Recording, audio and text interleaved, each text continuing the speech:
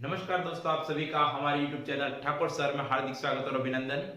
प्यारे मित्रों, आज हम आपके लिए लेके आए टॉपिक प्रकाश का अपवर्तन, जिसको हम इंग्लिश में कहते हैं लाइट का रिफ्रैक्शन, लाइट हैज रिफ्रैक्शन।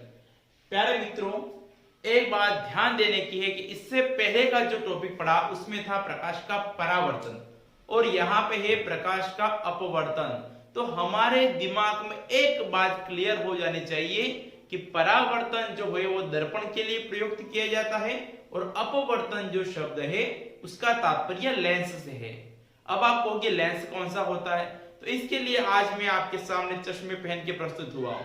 दोस्तों, ये जो ग्लासेस हैं, चाहे हम दूर का देखने के लिए चश्मा उपयोग करें, चाहे हम पास का देखने के लिए चश्मा का उपयोग करें, चाहे हम किसी के सामने अपनी होशियार दिखाने के लिए उपयोग करें, सभी प्रकार के जो ग्लासेस, इन ग्लासेस के आर पार देखा जा सकता है, इसे कहा जाता है लेंस। और लेंस जो होता है उसकी प्रकृति रहती है कि यह प्रकाश की किरण को अपने में से गुजरने देता है।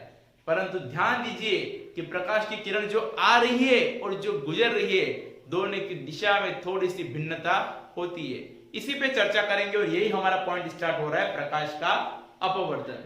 अब ध्यान देने की बात कौन सी बात देखिए कि प्रकाश का जो अपवर्तन है, जिसे हम कहते हैं रिफ्लेक्शन, ये प्रकाश का अपवर्तन डेफिनेशन के रूप में देखें तो प्रकाश की किरण जब एक माध्यम से दूसरे माध्यम में प्रवेश करती है, दोनों माध्यम भिन्न होने चाहिए।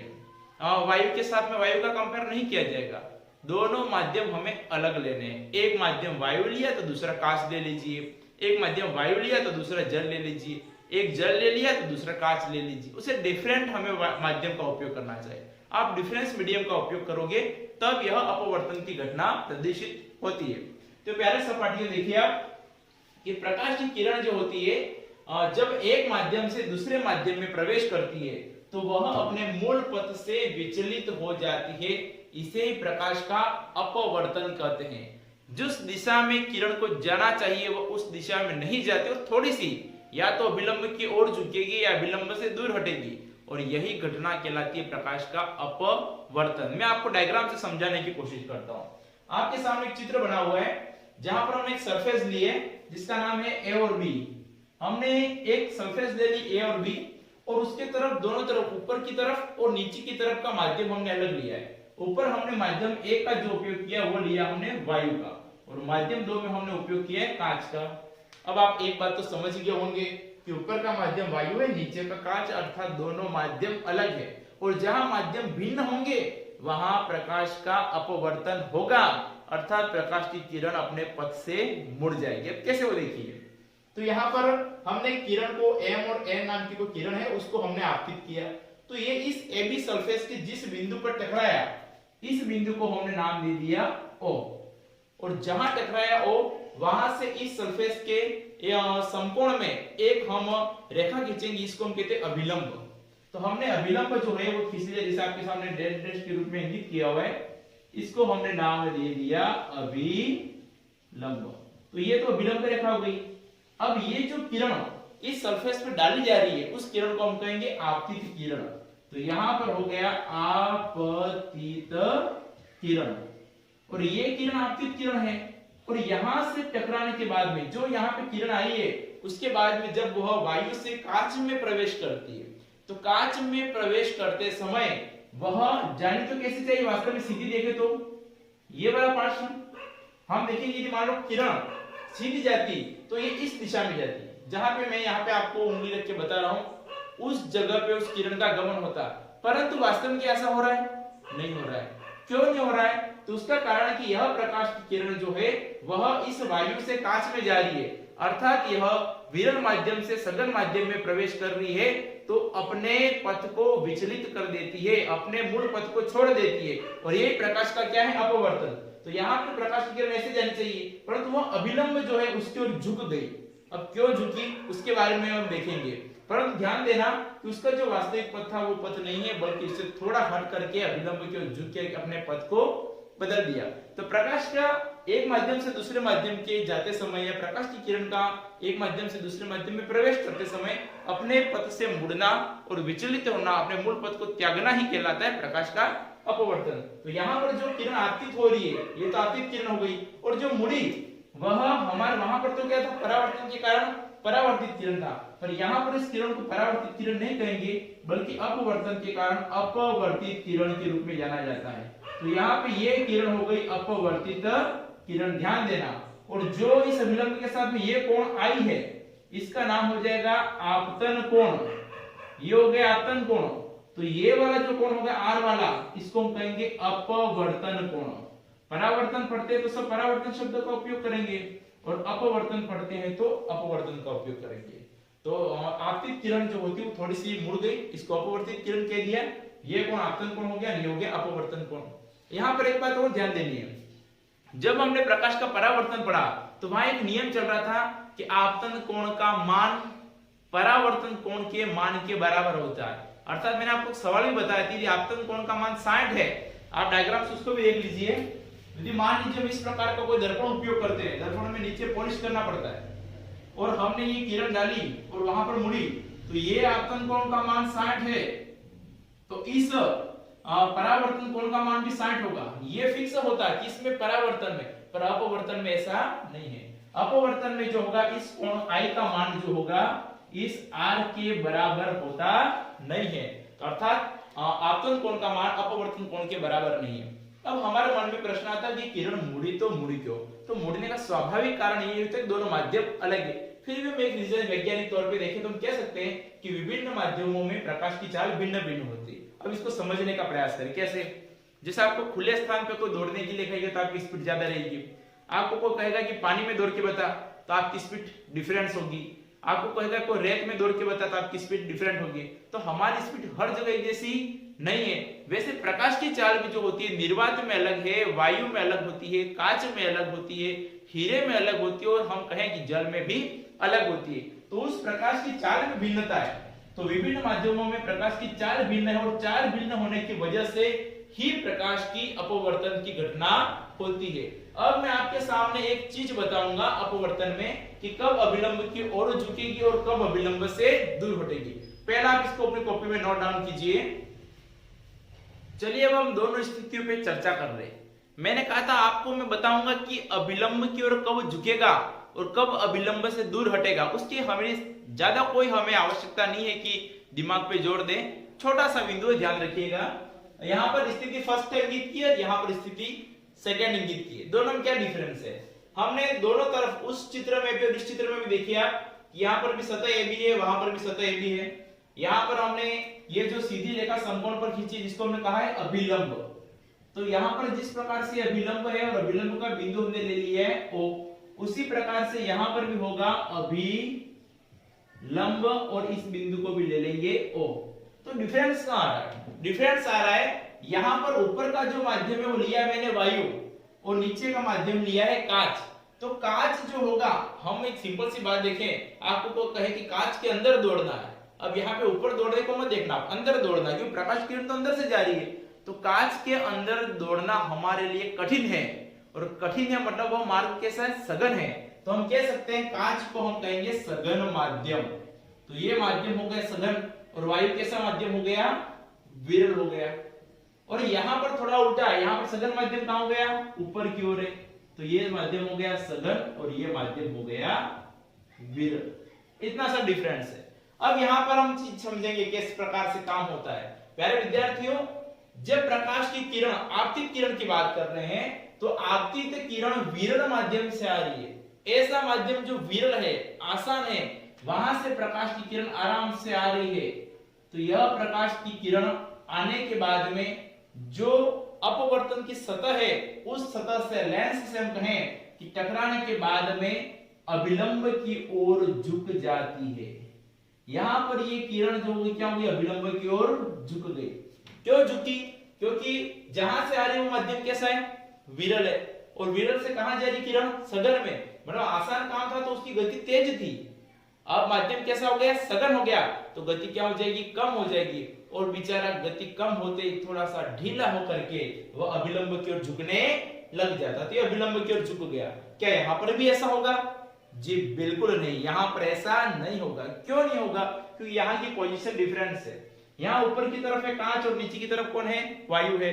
तो कांच कौन सा माध्यम हो गया? सघन, और वायु विरल है। तुलना करनी है हमें। अब यहाँ पे प्रकाश की किरण सघन से आ रही है तो बेचारी पहले से मुसीबतों को झेलती हुई आ रही है, और जब यहाँ पे आई उस सतह से टकराई तो अपवर्तन के पश्चात जब विरल माध्यम में जाएगी तो उसको तो कैसा लगेगा, और मैं तो सघन से और विरल में हूं तो उसकी गति तीव्र हो जाएगी, और जब गति तीव्र होगी तो उठ के खड़ा होकर के वह तेज गति से भागेगा, अर्थात यह अभिलंब से दूर हट जाएगी। ध्यान देना दोस्तों, यदि वास्तव में वो किरण आती तो इस तरफ इसकी दिशा होती, परंतु क्या दिशा वही रही? नहीं, वह अभिलंब से दूर हट गया। तो हम कह सकते हैं कि प्रकाश की किरण जब विरल माध्यम से सघन माध्यम में आती है तो अभिलंब की ओर झुक जाती है। क्या होता है? अभिलंब की ओर झुक जाती है। जबकि प्रकाश की किरण सघन माध्यम से विरल माध्यम में जाती है तो अभिलंब से दूर हट जाती है, और यही चीज कहलाती है प्रकाश का अपवर्तन। क्योंकि हमने यही पढ़ा है कि प्रकाश जब होता है, उसकी किरण जो होती है वह एक माध्यम से दूसरे माध्यम में प्रवेश करती है तो उसका मार्ग और पथ विचलित हो जाता है, चाहे दूर हटे चाहे वह पास आकर के झुक जाए, परंतु मार्ग तो बदला, और जहां मार्ग बदलता है वहां पर प्रकाश का अपवर्तन कहलाता है। अब मैं आपको कुछ उदाहरणों से स्पष्ट करूंगा कि जो प्रकाश का अपवर्तन हम कैसे महसूस करते हैं। तो इसके लिए छोटा सा उदाहरण देख ले। फर्स्ट तो आप सभी जानते हैं कि पानी में रखी पेंसिल, जब पानी में पेंसिल डुबाते हैं तो हमें पेंसिल कैसी दिखती है? मुड़ी हुई। तो जब पानी में पेंसिल डुबाते हैं तो वह हमें मुड़ी हुई दिखाई देती है, तो वह हमें मुड़ी हुई दिखाई देती है। तो यहां पर पेंसिल का मुड़ी हुई दिखाई देना क्या कहलाता है? प्रकाश का अपवर्तन। आप देखना, यदि मान लीजिए हमने कोई भी कांच का एक फ्लास्क ले लिया या कुछ बर्तन ले लिया और उसके अंदर हमने पानी भर दिया, तो पेंसिल देखेंगे, मान लो भले सीधी रखो पर आपको यहां से लगता है कि पेंसिल थोड़ी टेढ़ी हो गई, क्योंकि ऊपर की तरफ कौन सा माध्यम है? वायु, विरल है। पानी कैसा? सघन है।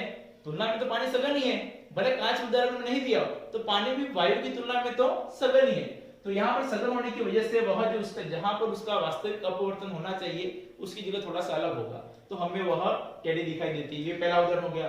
दूसरा हम क्या दे सकते हैं? दूसरा उदाहरण में हम देखेंगे, और जैसे सूर्योदय और सूर्यास्त के समय सूर्य हम जो बता उदय होता है उस समय थोड़ा पहले दिखाई देने लगता है, अस्त होने के बाद भी कुछ समय तक दिखाई देता है, वो भी अपवर्तन के कारण है। एक उदाहरण जो आप जानते होंगे, जैसे हमारी कॉपी रहती है, कॉपी में हम कोई अक्षर ड्रॉ करते हैं, न्यूज़पेपर के ऊपर कुछ लिखा होता है और उसके ऊपर कांच की सिल्ली, जैसे बर्फ की आपने सिल्ली देखी होगी वैसे कांच की कोई सिल्ली रखते हैं तो वह अक्षर ऐसा लगता है कि उभर करके ऊपर की तरफ आ गया।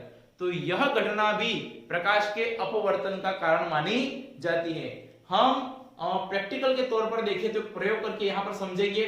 मेरे पास में अभी यहाँ पर ऐसा कोई साधन नहीं है कि हम एक्सपेरिमेंट कर सके, परंतु हम एक्सपेरिमेंट को इमेजिनेशन के तौर पर, मुझे पता है कि अपने जितने भी यूट्यूब पर सब्सक्राइबर जुड़े हुए उनकी इमेजिनेशन पावर बहुत अच्छी है, तभी वो अपने वीडियो से और अपने ठाकुर सर चैनल से जुड़े हुए हैं। तो प्यारे विद्यार्थियों, आप कोशिश करना कि मैं जो आपको इमेजिनेशन में डायग्राम बता रहा हूं उस डायग्राम से आप चित्र बनाना तो सीखेंगे, साथ साथ में उसका प्रयोग हमने किस प्रकार से किया वो उसका क्रियाकलाप और उसका निष्कर्ष भी समझेंगे। क्योंकि एग्जाम में बहुत सी बार पूछता है कि प्रकाश के अपवर्तन को प्रयोग द्वारा स्पष्ट कीजिए, तो उस समय आपको वह चीज प्रदर्शित करनी पड़ती है। एक बार आप इसे भी कॉपी में अंकित कर लीजिए। हम प्रयोग को समझने की कोशिश करते हैं। तो प्रयोग के लिए हमें क्या क्या साधन चाहिए? तो सबसे पहले एक A4 साइज का कागज चाहिए, उसके बाद में हमारे पास में 4 आल्पिन चाहिए, 5-6 रखे तो भी ठीक है, कोई दिक्कत नहीं है, और हमें एक कांच की सिल्ली चाहिए। बस छोटा सा प्रयोग है, समझ लीजिए। आपके सामने जो व्हाइट बोर्ड लाइक A4 कागज, तो हमने कागज ले लिया, उसके हमने ऊपर कांच की सिल्ली रख दिया। कांच की सिल्ली कौन सी है? A, B, C और D। ये कांच का स्लैब है, सिल्ली है, कांच का एक मोटा सा टुकड़ा कह सकते हैं, जो वर्गाकार हम कह सकते हैं उस आकार में। अब हमने यहाँ पर उसको उस कागज के ऊपर रख दिया। अब एक सीधी से लाइन आपने या 2 आल्पिन लगा दी। आल्पिन कौन कौन सी है? तो एक आल्पिन जो सीधी लाइन खींच के E पे और एक लगा दिया F पे। यहाँ पे E और F जो है, ये जो 2 बिंदु बनाए हैं वो आल्पिन के लिए इंगित किए मैंने। तो आल्पिन को हम, आप मान लीजिए कि हमने उस लाइन खींची, वहां पर आल्पिन 2 लगा दिए। अब ये 2 आल्पिन लगाने के बाद में हम क्या करेंगे कि उस कांच जो लगा हुआ है उसको ध्यान से हम यहां से देखेंगे एक तरफ से। आप मान लीजिए, इमेजिन कीजिए कि यहाँ पर ये A4 साइज कागज उसके ऊपर कांच की सिल्ली रख दी है और यहाँ पे दो अल्पिनें लगी हुई है और यहाँ से हम देखेंगे कि वो अल्पिन कहाँ दिख रही है। और जब आप उसको देख करके उसका चित्र बनाने की कोशिश करेंगे कि उसकी सीधी लाइन में जहां से EF आ रहा है उसी की सीधी लाइन में दिखता हुआ कह रहा हूं, वास्तविक तो बनेगा अलग, पर जो दिख रहा है वह बिंदु हमारे सामने आएंगे G और H और वहां पर हम दो अल्पिन लगा देंगे और एक लाइन खींच लेंगे। तो हमारा ये काम तो तैयार हो गया। अभी कांच की सिल्ली हटानी नहीं है, तो हमने ये दो बिंदु तैयार कर दिए। तो हमारी EF तो वो है जो आपतित किरण थी, तो यहाँ पर हमने कह दिया कि जो EF वाली किरण एक आपतित किरण है। तो यहाँ हम टोटली रूप से देखें तो हम कह सकते हैं कि E और इसे लगा के कहां तक हो रहा है ये P, तो EP को हमने कह दिया आपतित किरण, आपतित किरण। और इस क्रियाकलाप में हमने देखा किरण अपवर्तित कौन सी है, तो जानी तो यहां चाहिए पर जाती यहां पे, तो अपवर्तित किरण कौन सी होगी O डैश और H। तो हमने कह दिया O डैश H है अपवर्तित किरण, अपवर्तित किरण। क्या यही अपवर्तित किरण सर, और कोई नहीं है ना, क्यों नहीं है? यहाँ पर ये O से लगा करके O डैश, ये वाली भी अपवर्तित किरण है, वो दिक्कत नहीं है। पर अब हम समझने की कोशिश करेंगे क्रियाकलाप क्या है। तो आपको सिर्फ इतना लिखना है कि हमने एक कागज लिया जिसके ऊपर आयताकार ABCD हमने कांच की एक सिल्ली रख दी, दो हमने एक सीधी लाइन खींच के दो अल्पिन उस पर लगा दी E और F। अब उस अल्पिन को सीधी तरीके से देखने के लिए हम उस कांच की छिल्ली का जो C और D वाला भाग है वहां से हम ध्यान से देखते हैं। तो ध्यान से देखने पर हमें जो सीधी लाइन मिलती है, यहाँ हमें लगता है कि अल्पिन यहाँ से आ रही है, उस भाग को हम ध्यान से देखेंगे और वहां पर हम सीधे दो अल्पिन और लगा देंगे और वो अल्पिन हो गए G और H। अब आप कांच की सिल्ली को हटा के एक तरफ रख दीजिए। अब करना क्या है, कुछ नहीं, सिंपल सा प्रोसेस है।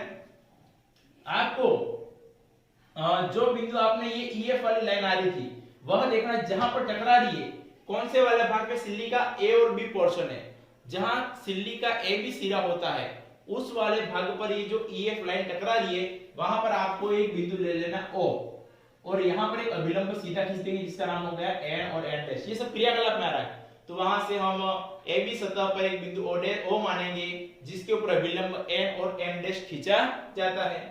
जहां पर जो किरण आपतित हो रही है ये कौन कौन सा हो जाएगा, बोलो, आपतन कोण, जिसको हमने I1 कहा। और ये कौन कौन सा हो गया, अपवर्तन कोण, जिसको हमने कहा R1 कर दिया। ये I है, ये R है, तो हमने R1 ले लिया, ठीक है। अब इस किरण को थोड़ा सा क्या हो गई, मुड़ गई।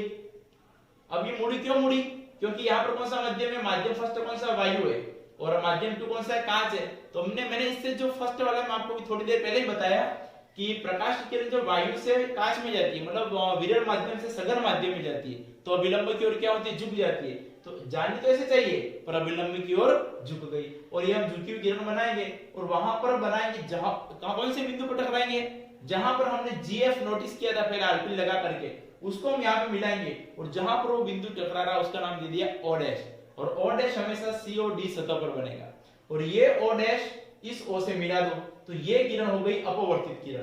तो यहाँ पर ये जो किरण दिख रही है आपके सामने, ये वाली, यह भी अपवर्तित किरण है, ठीक है ना। अब ये किरण कहां चल रही है, भी कांच में चल रही है। अब वापस कांच से बाहर निकलेगी, अर्थात वो कहां जाएगी, सघन से विरल में। पहले कांच में घुसी तब विरल से सघन में आई, अब कांच से बाहर जाएगी तो सघन से विरल में जा रही है। तो जब बाहर निकलेगी तो अभिलंब से क्या होगी, दूर हटेगी वापस, और अभिलंब से दूर हटी अर्थात जब वो ऐसे जानी चाहिए उसकी बजाय थोड़ी सी दूर हट गई, और वो बिंदु हमने G और H पहले से बना ली है। तो यहाँ पर अब ये जो दूसरी बार अपवर्तन हुआ उसमें ये आपतित किरण मानेंगे। अब इसके लिए तो अपवर्तित है पर इसके लिए आपतित है, तो यहाँ पर कोण जो I1 माना था तो यहाँ I2 ले लेंगे, यहाँ पे अपवर्तन कोण R1 माना था तो यहाँ पे R2 मानेंगे और इस लाइन को इंगित कर देंगे। अब आपने कांच की सिल्ली भले हटा दी है, परंतु आप एक पटरी लीजिए स्केल, और स्केल का उपयोग करके जो लाइन EF आ रही थी उसकी सीधे में एक लाइन खींचे और मानो कि वो लाइन जाती तो कहां जाती, यदि नहीं मुड़ती, अपवर्तन नहीं मानते तब कहां जाती, तो उस लाइन को सीधी ड्रॉ करेंगे तो वह लाइन जिस बिंदु पे जाती उसका नाम है L और P है। तो यह L और P वाली किरण जो है, तो L और P जो है वह समानांतर किसके हो रही है, G और H के। भले समानांतर हो रही है पर एक दूसरे को कोलाइड नहीं कर रही है। ये किरण और ये किरण जो उसके बीच में डिस्टेंस है, समानांतर जरूर होंगी। जैसे यहाँ पर देखिए दो मार्कर है मेरे सामने, दोनों अभी एक दूसरे के कैसे समानांतर है, दोनों आपस में कभी टकराएंगे नहीं, आरंभ से अंत तक कहीं इनकी टक्कर नहीं होगी क्योंकि दोनों कैसे समानांतर है। परंतु हम ध्यान दें तो एक दूसरे के ऊपर कोलाइड ही नहीं है, एक दूसरे के ऊपर चढ़े हुए नहीं है। तो उसी प्रकार से दोनों किरणें जो होंगी एक दूसरे से दूर होंगी पर समानांतर होंगी, और यही है प्रकाश का अपवर्तन। और हम इसको प्रयोग के द्वारा चाहें तो आप घर पर भी कर सकते हो। अब यहाँ पर इस प्रकाश के अपवर्तन को जो क्रियाकलाप लिखना होगा, तो आपको सिंपल सा कांच की स्लेब ले ली, A4 साइज कागज ले लिया, दो आरपी और E और F लगा दिए। हम जो CD वाला पोर्शन होता है वहां से देखते हैं, तो हमें जहां पर वो बिंदु लाइन सीधी महसूस होती है, कौन सी लाइन, EF वाली, वहां पे दो आरपी और लगा दी हमने GH, ये आपको लिख देना है। और AB वाली सतह पर उस लाइन को टकराएंगे तो बिंदु O बनेगा, जहां पर अभिलंब N और N डैश खींचेंगे। उसी प्रकार से CD वाले पे जो लाइन मिलेगी वहां पर O डैश बनेगा, और वहां पर अभिलंब बनेगा वो M डैश बनेगा। उसके बाद में O और O डैश को मिला देंगे। उसके पश्चात हम क्या करेंगे कि स्केल लेने के बाद में हम एक सीधी लाइन, मान लो कि सीधी होती तो कहां जाती है, वो लाइन ड्रॉ कर लेंगे। और हमने इतना क्रियाकलाप किया, उसके बाद में हमारे सामने आते हैं निष्कर्ष। क्या निष्कर्ष आता है, तो पहला निष्कर्ष यही है कि जब प्रकाश की किरण विरल माध्यम से सघन माध्यम में जाती है तो अभिलंब की ओर झुक जाती है, और जब वह प्रकाश की किरण सघन माध्यम से विरल माध्यम में जाती है तो अभिलंब से दूर हट जाती है। यह बात आपके दिमाग में नोटिस होनी चाहिए। तो हमें यह चीज तो पता ही है और हमने इससे पहले भी देख लिया है, तो पहला नियम तो यह हमारे सामने निष्कर्ष के रूप में निकलता है। तो दूसरी बात यह है कि यहाँ पर जो किरण निर्गत हो रही है, लास्ट में जो किरण अपवर्तन के बाद निकल रही है, और जो हमने स्केल से ड्रॉ की है कि जाती सीधी तो कहां जाती है, वह दोनों एक दूसरे के समानांतर होती है, और यह हमारा पूरा क्रियाकलाप जो है वो समाप्त होता है। अब हम अपवर्तन के नियमों पे चर्चा करें।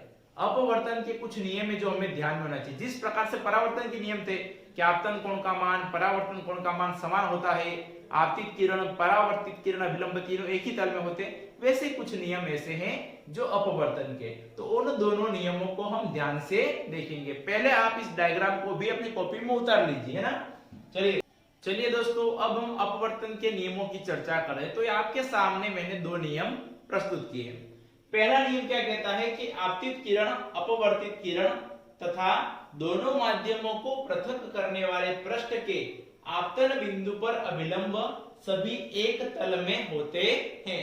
अर्थात हमने देखा था कि कांच के ऊपर, जिसको हमने क्या कहा था, लेंस, उस लेंस के ऊपर जो किरण डाली वो आपतित किरण है, जो निकली वो अपवर्तित है, और एक सीधी जो 90 डिग्री के कोण पर लाइन खींची वो अभिलंब है। तीनों का तल एक ही होता है। और दूसरा नियम क्या कहता है कि प्रकाश के किसी निश्चित रंग और निश्चित माध्यमों के युग्म के लिए आपतन कोण की ज्या साइन तथा अपवर्तन की कोण, जो अपवर्तन कोण होता है उसकी ज्या साइन जो होता है उसका अनुपात हमेशा स्थिर होता है। अर्थात साइन आई का मान बटे साइन आर का मान, साइन आई बटे साइन आर, इसका मान हमेशा कांस्टेंस अर्थात क्या रहता है, स्थिर रहता है, जिसको स्थिरांक कहते हैं। और इस नियम को स्नेल का नियम भी कहते हैं। और जो कोण का मान होगा वह कभी भी 0 डिग्री जो होता है उससे कम नहीं होगा। अर्थात कोण का मान 0 डिग्री से तो ज्यादा होगा पर 90 डिग्री से कम होगा। हमें ध्यान देना है। अब बोर्ड एग्जाम में पूछा जा चुका प्रश्न कौन सा, स्नेल का नियम। तो आपको ध्यान देना स्नेल का नियम क्या है। तो स्नेल का नियम यह कहता है कि आपतन कोण की ज्या और अपवर्तन कोण की ज्या अर्थात sine I upon sine R का मान हमेशा कांस्टेंस अर्थात क्या रहता है, स्थिर रहता है। और इसको हम कहते हैं स्नेल का नियम। तो ध्यान देना एक बार कि प्रकाश की किसी निश्चित रंग और निश्चित माध्यम की युग्म के लिए रंग भी निश्चित ले लिया, माध्यम भी निश्चित लिया, तब बात कर रहे हैं। तो उस समय आपतन कोण की जो ज्या होगी और अपवर्तन कोण की ज्या जो होगी उसका अनुपात हमेशा स्थिर रहता है। और यहाँ पे इस दोनों कोण का मान जो होगा ना वो समान नहीं होता है, परंतु दोनों की जो ज्या रहती है हम कहें कि इसका अनुपात रहता है वो स्थिर रहता है। हम इसको छोटा सा एग्जांपल के रूप में देखें, जैसे ये 5 है और ये 10 है, दोनों का अनुपात क्या हो गया 1/2, 5 एकम 5 और 5 10, और ये हो गया 4/8, इसको काटा तो क्या हो गया 1/2। तो दोनों का अनुपात क्या है, स्थिर है, उसको हम कहते हैं स्थिरांक है। तो साइन आई बटे साइन आर बराबर क्या है, स्थिरांक रहता है। और ये स्नेल का नियम है। तो यहाँ पे जो कोण होगा उसका मान 0 डिग्री से अधिक होगा पर 90 डिग्री से कम होगा। क्या स्नेल के नियम को दूसरे रूप में लिखा जा सकता है? बिल्कुल लिखा जा सकता है। और दूसरा नियम क्या है, उसके बाद दूसरा जो रूप है ये कहता है कि जो स्थिरांक का मान होता है, स्थिरांक के मान को हम दूसरे माध्यम का पहले माध्यम के सापेक्ष अपवर्तनांक भी कह सकते हैं। तो स्नेल का नियम का दूसरा रूप है कि स्थिरांक का जो मान होता है दूसरे माध्यम का पहले माध्यम के सापेक्ष अपवर्तनांक कितना, ये बहुत बड़ा पॉइंट है, अभी आएगा है ना। तो इसके लिए आपको ज्यादा चिंता करने की आवश्यकता नहीं है, ये याद करो तो भी ठीक है, और डिस्नेल का नियम आप ये याद कर लीजिए सिंपल, वो भी दिक्कत नहीं है। ये sin i बटा r बराबर हो गया स्थिरांक, आपके लिए मेरे ख्याल से यही इजी रहेगा स्नेल का नियम। तो स्नेल का नियम ये कहता है कि आपतन कोण की जा और अपवर्तन कोण की जा का अनुपात हमेशा स्थिर रहता है। तो इस प्रकार से अपवर्तन के दोनों नियम आप समझ चुके होंगे। अब हमारे सामने नया बिंदु आता है अपवर्तनांक। तो आप इन दोनों नियमों को एक बार अपने कॉपी में लिख लीजिए, फिर हम आगे की ओर बढ़ते हैं। चलिए साथियों, अब अपवर्तनांक के बारे में चर्चा करते हैं। क्या चीज है अपवर्तनांक? अपवर्तनांक को आपको सिंपल से रूप से याद रखना है। तो हम कहेंगे कि माध्यम 1 में प्रकाश की चाल बटा माध्यम 2 में प्रकाश की चाल, और वही कहलाता है उसका अपवर्तनांक। परंतु हम उसका विस्तृत अध्ययन जरूर करेंगे। तो देखिए अपवर्तनांक, सबसे पहले विभिन्न माध्यमों में प्रकाश के संचरण की आपेक्षिक चाल जो होती है, चालों की तुलना ही कहलाती है अपवर्तनांक। और प्रकाश का जो वेग होता है वह सबसे अधिक होता है निर्वात में। निर्वात का तात्पर्य जहां पर कोई माध्यम नहीं है वो निर्वात स्थान कहलाता है, और निर्वात में प्रकाश की चाल सर्वाधिक होती है, जिसका मान है 3 × 10⁸ मीटर प्रति सेकेंड। एक सेकेंड में 3 × 10⁸ मीटर चल सकता है। 3 × 10⁸ मीटर का तात्पर्य तो आप जानते होंगे, 3 के पीछे 1 2 3 4 5 6 7 और 8 इतने जीरो कर देने, इतना मीटर प्रति सेकेंड प्रकाश की रफ्तार है निर्वात में। देखिए आप कितनी तेज है। उसके बाद में हम देखें जो चित्रानुसार आपके सामने चित्र बना हुआ, ध्यान दीजिए, ये सिल्ली के जैसा ही चित्र है ना, और यहाँ पर हमने ए आपतित किरण और बी क्या है अपवर्तित किरण है। जहां टकरा इस बिंदु को ओ के दिया और अभिलंब n और n डैश है। ये माध्यम फर्स्ट वायु और दूसरा माध्यम है कांच, तो किरण क्या होगी अभिलंब की ओर झुक जाएगी। पढ़ लिया हमने पहले कि माध्यम 1 जो वायु और माध्यम 2 कांच है, तो यहाँ पे विरल माध्यम से सघन माध्यम में जाएगी तो किरण हट जाएगी। उस चित्र को ध्यान में रखते हुए हमें समझना है, इसलिए यहाँ पर लिखा चित्रानुसार हमने माना है कि प्रकाश की किरण पर विचार करें। जो कहा है माध्यम 1 से माध्यम 2 में प्रवेश कर रही है, तो माध्यम 1 वायु माना है, माध्यम 2 कांच माना, और यहाँ प्रकाश की किरण उसके अंदर एंट्री कर रही है माध्यम 1 से 2 में। मान लीजिए प्रकाश की चाल माध्यम 1 में कितनी है v1 है, तो फर्स्ट वाले माध्यम में चाल v1 है। फर्स्ट माध्यम कौन सा वायु, और उसमें हमने चाल मान ली है v1, और कांच में मानेंगे v2। तो हमने देखा कि माध्यम 2 में प्रकाश की चाल v2 है। तो अब हमें देखना है क्या कि माध्यम 2 का माध्यम 1 के सापेक्ष अपवर्तनांक कितना है। तो माध्यम 2 का माध्यम 1 के सापेक्ष अपवर्तनांक निकालने के लिए हम सूत्र लगाएंगे n21 बराबर माध्यम 1 में प्रकाश की चाल बटे माध्यम 2 में प्रकाश की चाल। 1 में प्रकाश की चाल v1 है और माध्यम 2 में प्रकाश की चाल है v2। यहाँ पर कहां जाकर के गलती होती है, मैं आपको पहले से उस चीज से वाकिफ कर देता हूं आपको, ताकि आपको ध्यान में रहे वो गलती नहीं हो। कौन सी गलती हो, देखिए आप यहाँ पे बच्चे फंसते हैं कि कभी सूत्र में आता है n21, कभी सूत्र में आता है n12। तो ये जो कंडीशन है वो कहां से क्रिएट होती है? सर 2 कब ले, फर्स्ट कब पीछे ले, कब 1 आगे लो 2 पीछे ले, कब माध्यम 1 में प्रकाश की चाल ऊपर ले, कब माध्यम 1 में प्रकाश की चाल नीचे ले। कुछ ज्यादा हमें दिमाग पे जोर नहीं देना है, सिर्फ ध्यान रखना यहाँ पे क्या लिखा है, माध्यम 2 का माध्यम 1 के सापेक्ष किसका ज्ञात करना, हमें 2 का किसके सापेक्ष, 1 के सापेक्ष। तो जिसका ज्ञात करना है माध्यम 2 का ज्ञात करना है, क्योंकि इसमें लिखा है कि माध्यम 2 का माध्यम 1 के सापेक्ष अपवर्तनांक पूछा है। तो जिस का आ रहा है उस का वाले को हम पहले लेंगे यहाँ पे, तो हो जाएगा n21, तो माध्यम 2 का माध्यम 1 के सापेक्ष। यदि यहाँ पे ऐसा दिया होता है कि माध्यम 1 का माध्यम 2 के सापेक्ष, तो माध्यम 1 का कहा है तो 1 पहले आता, और यहाँ जो पहले आएगा वो इस सूत्र में नीचे आएगा। ध्यान रखना कि तेरे को पहले मौका दे दिया है, अभी तो पहले, तो बाद में नीचे चला जाए। एक तरफ तो झुकना ही है, ये मान लीजिए आप। तो यहाँ पे n21 है, तो यहाँ पे जो पहले 2 लिखा है माध्यम 2 का लिखा है कि माध्यम 2 का माध्यम 1 के सापेक्ष है, तो जहां 2 पहले लिखा है तो वहां 2 नीचे लिख लीजिए। तो 1 ऊपर आ गया, तो माध्यम 1 में प्रकाश की चाल बटे माध्यम 2 में प्रकाश की चाल। 1 में कितनी है v1 मानी, तो v1, और 2 में v2। इस प्रकार से हम चाहें तो अपवर्तनांक को परिभाषित कर सकते हैं। कुछ और भी होते हैं निरपेक्ष अपवर्तनांक, उसके बारे में भी चर्चा कर लेते हैं। यह इसको भी आप अपनी कॉपी में लिख लीजिए। आगे ध्यान दीजिएगा, हम कुछ महत्वपूर्ण बिंदु पे चर्चा करें। यदि माध्यम 1 को हम निर्वात मान ले, हमने 2 माध्यम लिए, एक माध्यम तो हमने कौन सा लिया है जिसको हमने कहा वायु, दूसरा माध्यम कौन सा माना हमने कांच ले ले या जल ले ले, कोई भी ले सकते हैं, दो डिफरेंस माध्यम लिए, परंतु हमने फर्स्ट वाले माध्यम को निर्वात या वायु मान लिया है, तब माध्यम 2 का जो अपवर्तनांक होगा उस निर्वात के सापेक्ष माना जाएगा। सापेक्ष इसलिए मानेंगे कि सामने निर्वात या दूसरा कोई डिफरेंस माध्यम है, तो सामने क्या रहा, निर्वात या वायु, तो उस स्थिति में हमें उसी को सापेक्ष मानेंगे और यह स्थिति कहलाती है निरपेक्ष अपवर्तनांक। यह जो परिभाषा है आपको याद होनी चाहिए। निरपेक्ष अपवर्तनांक किसको कहेंगे, जब हमने दो माध्यमों में से, हमने सामान्य दो माध्यम है और दोनों माध्यमों में से एक माध्यम को क्या ले लिया हमने, वायु या निर्वात। जब आपने एक माध्यम को निर्वात या वायु ले लिया तो समझ लीजिए हमारे सामने निरपेक्ष अपवर्तनांक की कंडीशन आ गई है। सिंपल सी बात है। आगे देखिए, यदि वायु में प्रकाश की चाल को हमने c माना है और माध्यम में प्रकाश की चाल को v मान ले, तो उस पोजीशन में माध्यम का अपवर्तनांक क्या होगा, तो इसमें जो माध्यम का अपवर्तनांक होगा, इस अपवर्तनांक का मान जो होगा जिसको हम लिखेंगे nm से अपवर्तनांक, तो ये जो अपवर्तनांक होगा nm, इस अपवर्तनांक का मान जो होगा वो वायु में प्रकाश की चाल बटे माध्यम में प्रकाश की चाल होगी। और वायु में प्रकाश की चाल का मान कितना, वायु में प्रकाश की चाल बराबर c है, तो c ऊपर आ गया, और माध्यम में प्रकाश की चाल v है तो v आ गया।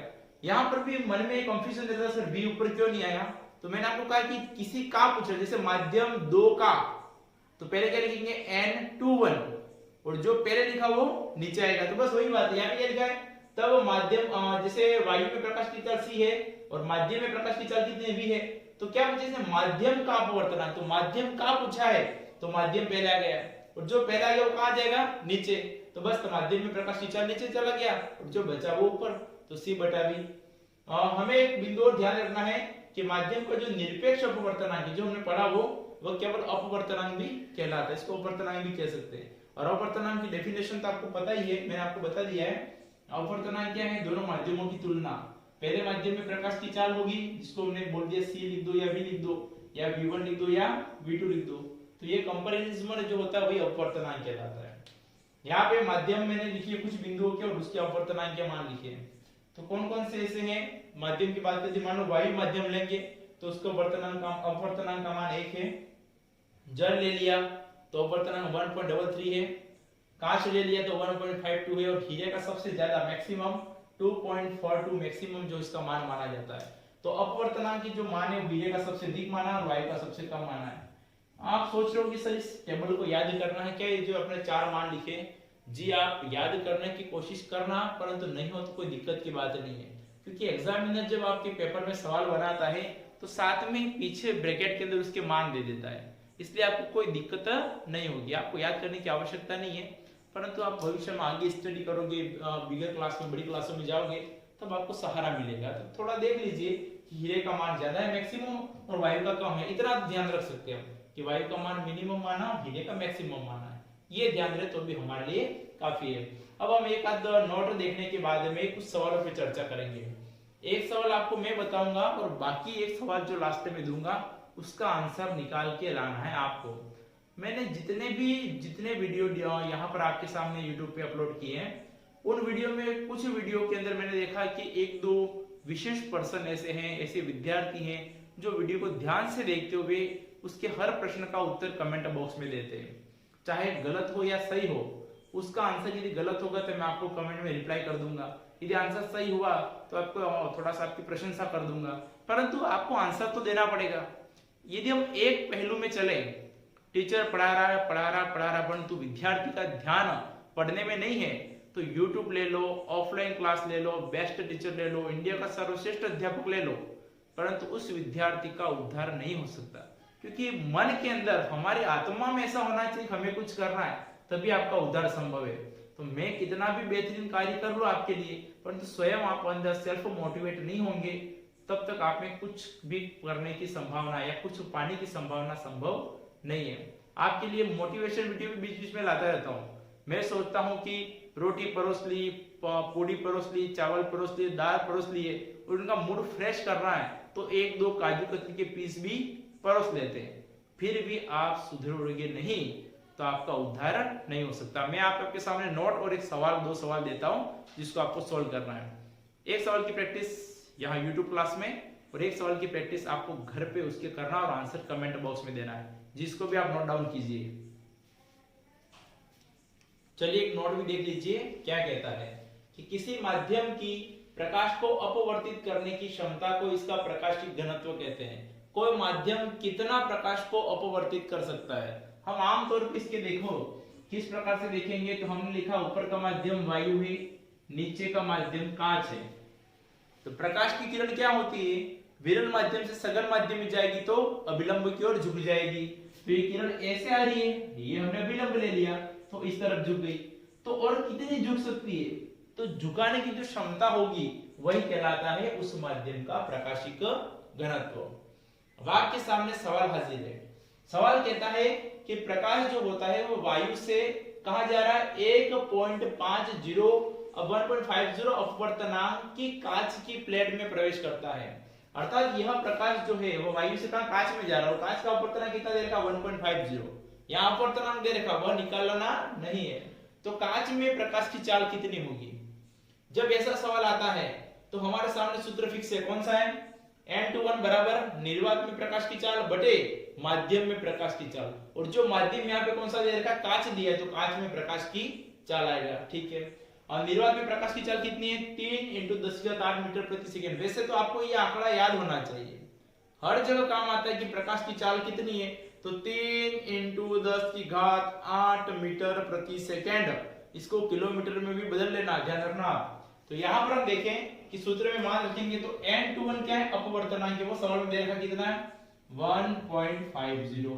ठीक है, निर्वात में प्रकाश की चाल भी सवाल में दे रखा कितना दिया है 3 × 10⁸ मीटर प्रति सेकंड।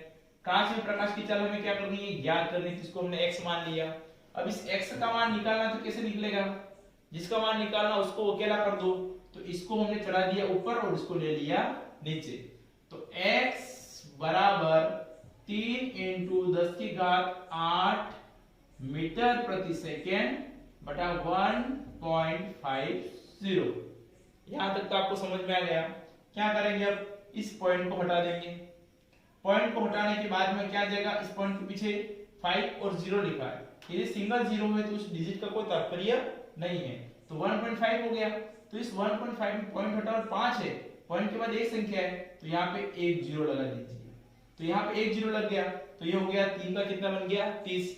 अब काट लीजिए, 15 का पारा बोलेंगे तो एक बार 15 × 15 और 15 × 2 30, 2 हो गया। ठीक है ना। तो यहाँ पर 15 का पारा 2 बार बोलेंगे तो 30 आ गया। तो यहाँ पे उत्तर कितना हो गया 2 × 10⁸ मीटर प्रति सेकेंड। तो ये आंसर जो था हमारे सामने 2 × 10⁸ मीटर प्रति सेकेंड प्राप्त हुआ। यहाँ पर ध्यान देने वाली बात यह है कि प्रकाश की चाल वास्तव में कितनी, निर्वात में प्रकाश की चाल 3 × 10⁸ मीटर प्रति सेकेंड, और माध्यम को कांच ले लिया तो कितनी हो गई 2 × 10⁸ मीटर प्रति सेकेंड। तो चाल बढ़ी या घटी बताओ। तो निश्चित रूप से यहाँ 3 × 10⁸ है और यहाँ 2 × 10⁸ है। तो चाल का मान क्या हो गया, कम हो गया। और हमने पहले ही देखा है, क्या देखा है कि जब प्रकाश की किरण विरल माध्यम से सघन माध्यम में जाती है, विरल का मतलब सिंपल है, आप समझ लो हवा में दौड़ रहे हो, आसानी से दौड़ोगे यहाँ पर तो आपको कांच पे दौड़ना है, आपको पानी में दौड़ना है, रेत में दौड़ना है, तो हमारी गति क्या हो जाएगी, कम हो जाएगी, मंद हो जाएगी।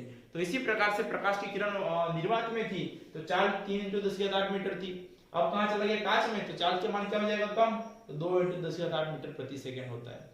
बहुत सी बार हम ये गलती कर लेते हैं कि ये जो अपवर्तनांक का मान तो सही लिख देते हैं, परंतु इसको नीचे उतार देते हैं। जैसे मैं आपको गलती करके बताता हूँ ताकि आपको नोटिस हो जाए। यहाँ पे अपवर्तनांक का मान कितना है 1.50 है, तो मैंने वो तो सही लिखा 1.50, और यहाँ पर जो कांच का प्रकाश की चाल ऊपर लिख देते हैं, तो इसका मान निकालना है। कांच में प्रकाश की चाल ऊपर और निर्वात में प्रकाश की चाल नीचे। तो कांच में प्रकाश की चाल कितनी है ज्ञात करनी है, तो ऊपर x लिख देते और नीचे लिखते 3 × 10⁸ मीटर प्रति सेकंड, ऐसा कर देते हैं। फिर उन दोनों का गुणा करेंगे, कितना आ गया उत्तर 4.50। किसका मान आ गया x का, तो ये हो गया 4 × 50 4.50 × 10⁸ मीटर प्रति सेकंड, ये x का मान हो गया। इन दोनों का वज्र गुणा करवा दिया। तो ये तो भाई निर्वात में प्रकाश की चाल कितनी 3 × 10⁸ मीटर प्रति सेकंड सवाल में दिया है, और कांच में चाल कितनी 4.5, तो 3 बड़ा है या 4.5 बड़ा है? बोलो। 3 तो 3 है, 1 2 और 3, और ये 4.5 मतलब 4 के पीछे और आधा जोड़ दो तो मान बढ़ गया। क्या कांच में प्रकाश की चाल अधिक हो सकती निर्वात से? कभी नहीं। हमें ध्यान रखना है कि प्रकाश की चाल सर्वाधिक होगी तो निर्वात में, निर्वात में, निर्वात में, उसके अलावा कहीं पर भी प्रकाश की चाल सर्वाधिक नहीं हो सकती। तो हमें ध्यान देना है कि 3 × 10⁸ मीटर प्रति सेकंड से अधिक मान आ रहा, तो ऐसा तो पॉसिबल ही नहीं है। तो कम करने के लिए क्या करेंगे? तो गुणा को भाग करना है। भाग करने के लिए हम किसको ऊपर चढ़ाए किसको नीचे लिखे, ये हम खुद भी इतना डिसाइड कर सकते हैं। तो थोड़ा सा आपको इतना अपनी बुद्धि का उपयोग करना है। मैं आपको एक सवाल दे रहा हूं, उस सवाल को आपको सॉल्व करके अपने कमेंट बॉक्स में जो अपना है उसके अंदर आंसर के रूप में देना है। ठीक है, आप देखिए एक बार सवाल।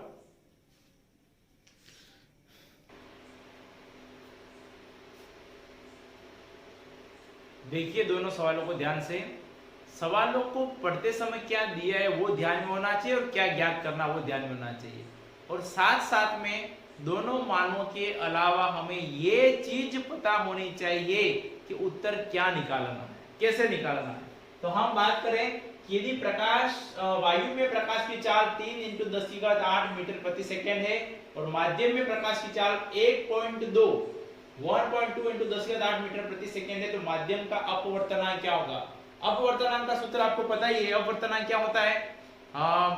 माध्यम 1 में प्रकाश की चाल बटे माध्यम 2 में प्रकाश की चाल है। तो यहां पर हम देखेंगे हमें क्या निकालना है? माध्यम का अपवर्तनांक निकालना है। तो यदि इस माध्यम का अपवर्तनांक निकालना है तो पहले आप चाल का कंपेयर कीजिए। चाल कितनी है? 3 × 10⁸ है, ठीक है। और यहाँ चाल कितनी? 1.2 है, 10⁸ है। तो मान क्या हो गया? लगभग आधा हो गया, कम हो गया है। तो चाल कम हो रही है तो निश्चित रूप से माध्यम कैसा होगा? सघन या विरल। भाई प्रकाश की चाल कम कब होती है? जब माध्यम कैसा जाता है? हार्ड आ जाता है, सघन आ जाता है। तो माध्यम कौन सा होगा? सघन होगा। अर्थात यदि सघन माध्यम है, सबसे न्यूनतम मान किसका होता है अपवर्तनांक का? वायु का। कितना है? 1। मैंने आपको 4 बताए थे पॉइंट सारणी के रूप में कि सबसे कम अपवर्तनांक वायु का है, कितना? 1 है। और सबसे अधिक किसका? हीरे का, 2.5 के आसपास है। तो मैंने आपको जो टेबल बताई है उसके हिसाब से हम देखें तो प्रकाश की चाल जो होगी हमें क्या करनी है? यहाँ पर कम करनी है। तो प्रकाश की चाल कम कब होगी? जब अपवर्तनांक का मान बढ़ेगा। तो अपवर्तनांक का बढ़ाने के लिए, मान बढ़ा हुआ उत्तर करने के लिए हम क्या करेंगे? आप तो कंपेयर कर लीजिए। हमें किस प्रकार से इन दोनों को सोल्व करें? क्या 3 × 10⁸ मीटर प्रति सेकंड ऊपर रखें कि 1.2 × 10⁸ मीटर प्रति सेकंड ऊपर रखें? दोनों में से ऊपर किसको रखें, नीचे किसको रखें? तो हमें ध्यान रखना ऊपर और नीचे ऐसे एडजस्ट कीजिए ऊपर नीचे कि उत्तर जो आएगा वो 1 से अधिक आ जाए। और 1 से अधिक कब आएगा? उतनी बुद्धि तो आप यूज कर ही लोगे। यहाँ पर चित्र दे रखा दूसरे प्रश्न में ए और बी। यहाँ किरण आ रही है और अभिलंब से दूर चली गई, तो माध्यम 1 है, तो माध्यम दूसरा कौन सा है? बी है। तो आपको ध्यान देना है कि इस चित्र में सघन माध्यम कौन सा है? क्या ए वाला सघन माध्यम है या बी वाला सघन माध्यम है? दोनों में सघन माध्यम कौन सा है? तो ये भी मैंने आपको पढ़ा दिया है पहले कि कब दूर हटती है, कब कौन से माध्यम से कौन से माध्यम जाएगी तो दूर जाएगी, कौन से माध्यम से कौन से माध्यम में होगी तो नजदीक आएगी या जुड़ जाएगी। तो उस आधार पर आपको बताना है ए और बी में से कौन सा माध्यम सघन है। तो जी हाँ, हमारे सामने ये आज का पोर्शन कंप्लीट हुआ। अब हम आपके सामने लेके आएंगे अवतल लेंस, उत्तल लेंस, किस प्रकार से उसमें प्रतिबिंब का निर्माण होता है उसकी चर्चा करेंगे। मित्रों, हमारे नेक्स्ट 2 वीडियो के अंदर या एक ही वीडियो में पूरा चैप्टर खत्म हो जाएगा। इसके बाद हम विद्युत के बारे में चर्चा करेंगे और हमारी क्लासेस सबसे बेहतरीन साबित होंगी आपके लिए, यह आपसे वादा करता हूं मैं। प्यारे मित्रों, जय हिंद, जय भारत। वीडियो को लाइक कीजिए, सब्सक्राइब कीजिए और अधिक से अधिक शेयर करके अपने स्टेटस पर रखिए। जय हिंद।